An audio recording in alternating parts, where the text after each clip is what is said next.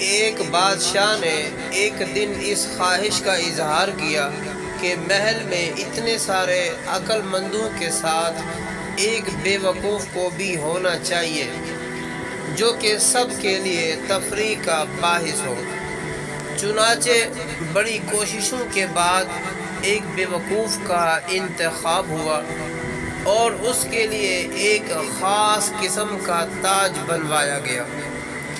بادشاہ اس سے روزانہ چند ایک سوالات پوچھتا اور بے وقوف کے جوابات سن کر بادشاہ اور درباری خوب ہنستے۔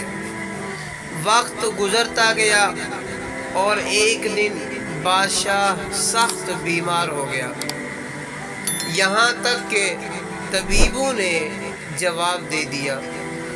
بادشاہ نے اپنی تکلیف دور کرنے کے لیے اپنا آخری وقت بے وقوف کے ساتھ گزارنے کا فیصلہ کیا اور اس کو طلب کر کے کہا کہ آج تم سوال کرو، میں جواب دیتا ہوں۔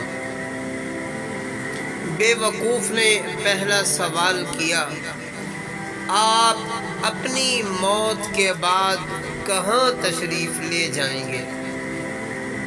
بادشاہ نے جواب دیا، اپنے مالک کے پاس۔ بے وقوف کا اگلا سوال تھا، آپ وہاں کتنے دن رہیں گے؟ بادشاہ نے کہا، ہمیشہ ہمیشہ کے لیے۔ بے وقوف نے پھر پوچھا، پھر تو آپ نے وہاں اپنے آرام اور قیام کے لیے بہترین انتظام کیا ہوگا۔ بادشاہ اس سوال پر حیران ہو گیا اور جواب دیا، نہیں، میں نے تو کوئی انتظام نہیں کیا۔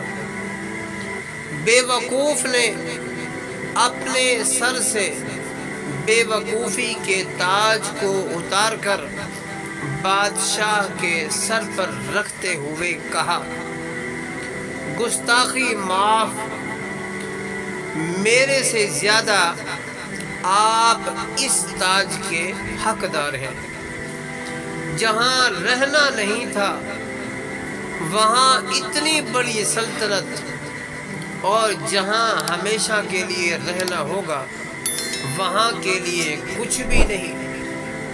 اللہ تعالی ہم سب کو آخرت کی تیاری کرنے کی توفیق عطا فرمائے، آمین ثم آمین۔